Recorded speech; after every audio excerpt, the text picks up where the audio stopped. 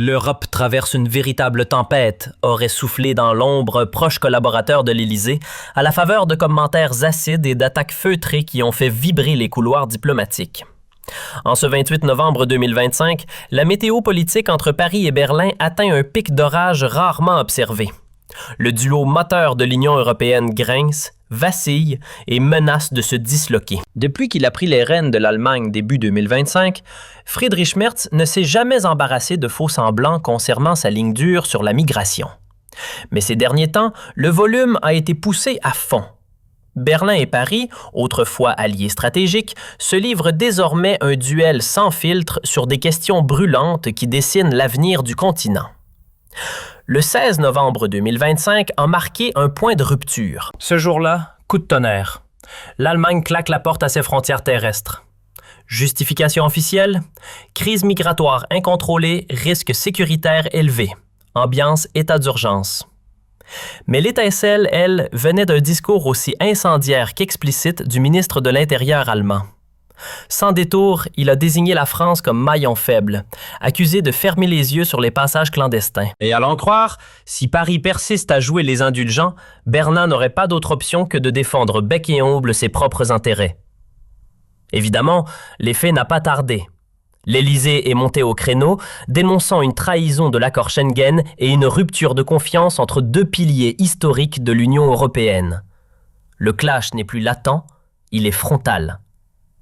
Et ce n'était que le début. Dès les premières feuilles tombées de l'automne 2025, la tension s'était déjà bien installée. Le 15 septembre, Merz avait convié Macron à Berlin pour, officiellement, calmer le jeu sur la question migratoire. L'échange fut poli devant les caméras, mais en coulisses, le malaise suintait. Chacun campait fermement sur ses positions. Sur ce front brûlant, le chancelier allemand campe sur un refus catégorique. Pas question de répartir davantage les flux migratoires qu'il considère comme une menace directe pour son pays. Macron, quant à lui, prône une approche plus solidaire entre États membres, quitte à agiter le spectre des quotas obligatoires.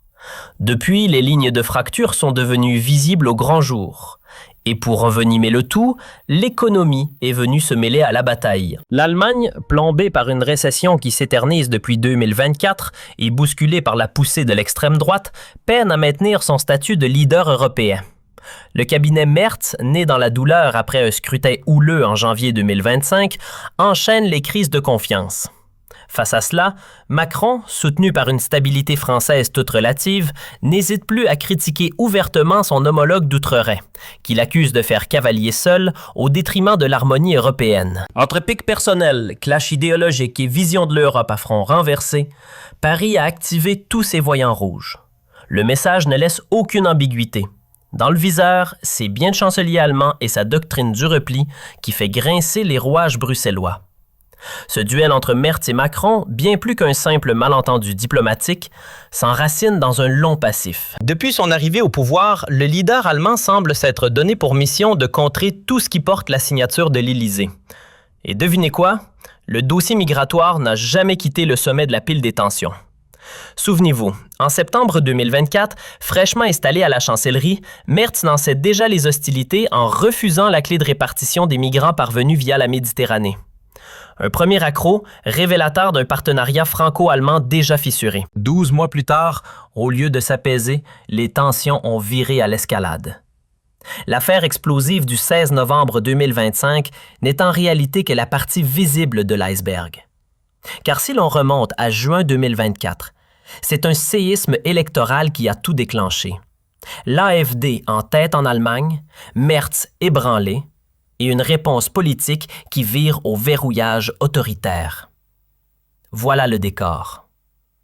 Ce virage politique a secoué l'Allemagne au point que les secousses continuent de se faire sentir à l'automne 2025. Emmanuel Macron, flairant l'opportunité, s'est engouffré dans la brèche. Tandis que Berlin vacille sous les coups de boutoir de sa propre crise, lui endosse le rôle du rassembleur, se posant en garant de l'unité européenne face à un chancelier retranché dans ses problèmes nationaux. Sur le front international, les divergences se sont creusées comme jamais. Le 10 octobre 2025, Friedrich Merz a lancé un pavé dans la mare en suggérant que l'Union européenne devrait envisager de suspendre Schengen pour mieux protéger ses frontières. Une déclaration glaciale qui a glacé encore plus les diplomates à Pékin et à Paris. Macron, lui, reste fidèle à sa ligne, une Europe ouverte, unie, sans barrières internes. Cette opposition de fond, d'abord théorique, est devenue au fil des mois un gouffre stratégique béant. Et en novembre 2025, cette fracture se fait entendre dans chaque mot dur échangé entre les deux capitales.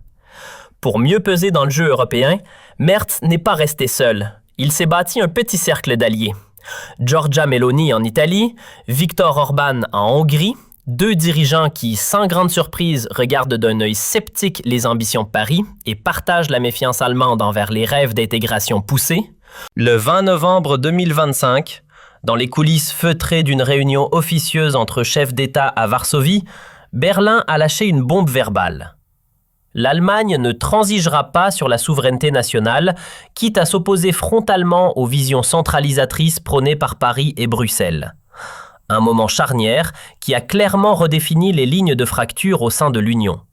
Depuis, la République fédérale version Merz ne joue plus les copilotes silencieux du tandem franco-allemand. Elle se positionne comme une voie alternative, sérieuse et assumée, face à ce binôme longtemps perçu comme le moteur inamovible de l'Europe.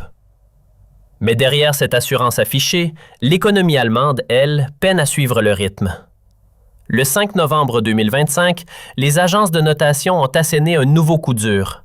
Les perspectives de la dette allemande ont été revues à la baisse. Une claque symbolique qui a renforcé le sentiment d'un géant affaibli pendant que la France, même engluée dans ses propres galères, réussit à projeter une image de stabilité grâce à la posture d'arbitre endossée par Emmanuel Macron.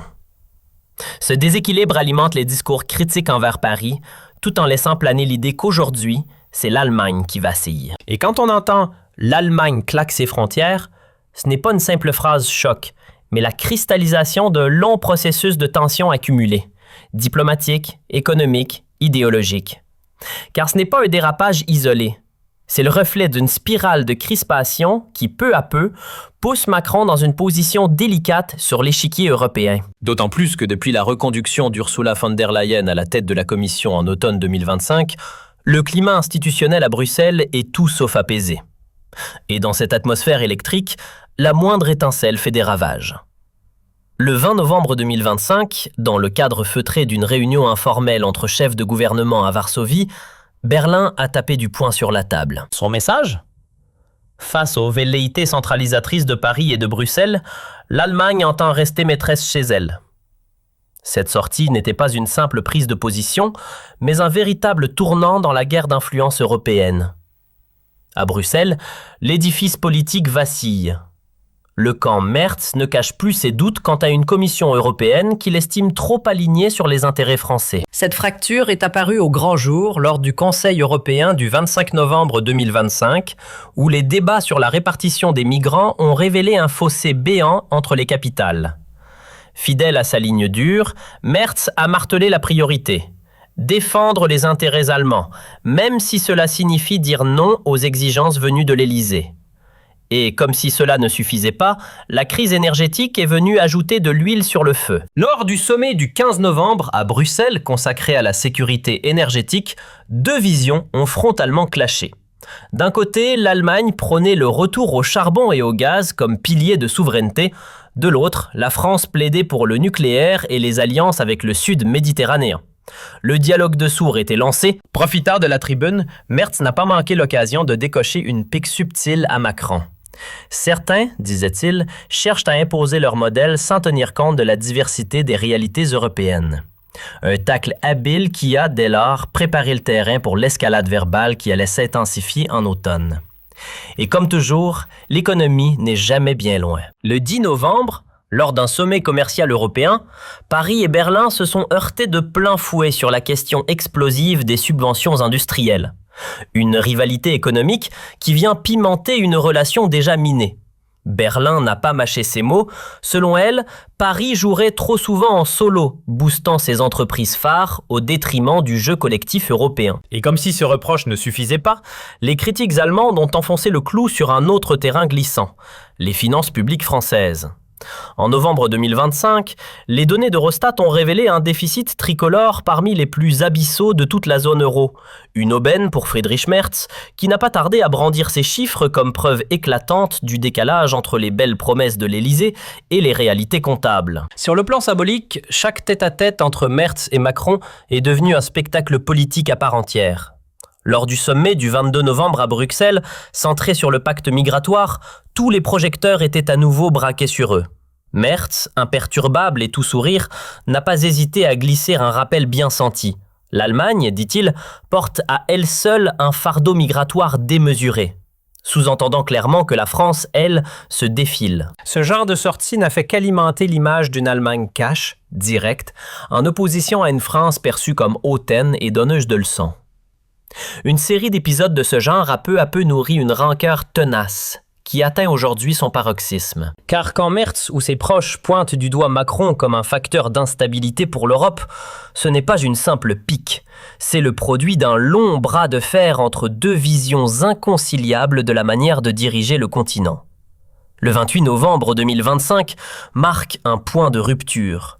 La tension entre Paris et Berlin atteint un tel niveau qu'elle redessine les contours d'une Europe où la France, jadis pilier central, se retrouve la cible désignée. Et au beau milieu de ce tumulte diplomatique, une question brûlante traverse toutes les chancelleries.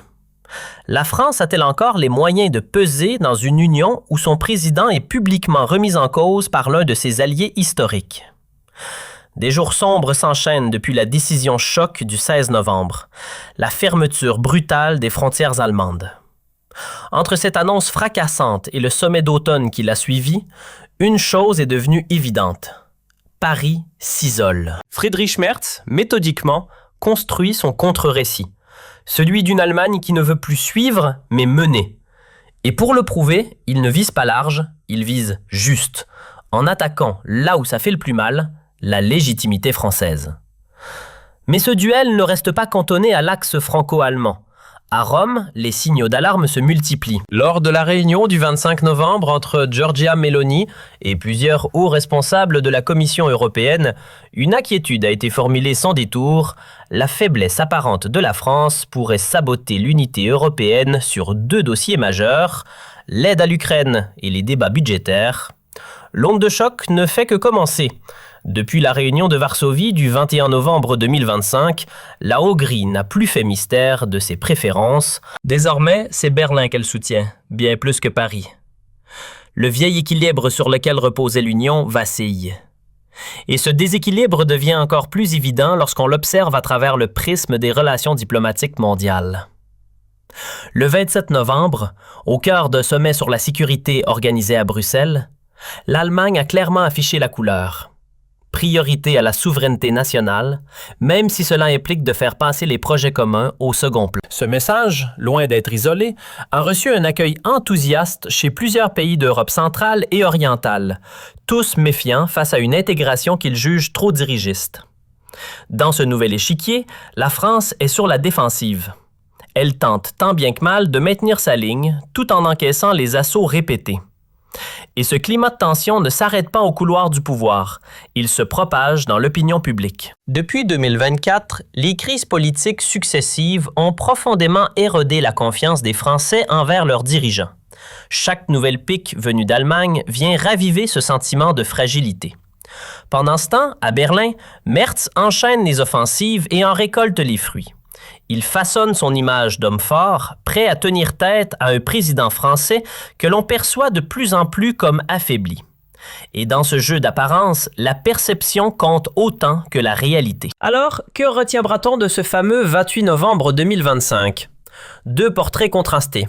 Celui d'un chancelier allemand qui ose formuler tout haut ce que d'autres n'osent que penser tout bas, et celui d'un chef d'État français contraint d'assister, impuissant, à la remise en cause de son autorité par ses alliés eux-mêmes. Les déclarations de Friedrich Merz sonnent comme un coup de semonce. Lorsqu'un président est publiquement accusé de laxisme par un partenaire stratégique, Peut-il encore se targuer de porter la flamme du leadership européen? La question n'est plus rhétorique, elle devient brûlante. Et l'Union n'aura pas longtemps à attendre. Les semaines qui arrivent s'annoncent décisives, à la fois pour la crédibilité de la France et pour l'équilibre de tout le continent.